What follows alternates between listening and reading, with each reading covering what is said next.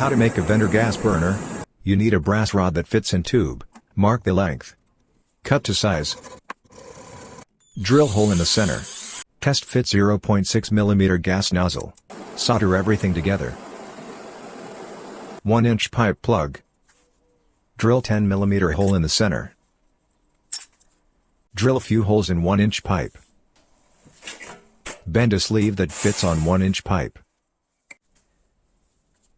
Screw the plug into 1-inch pipe coupler.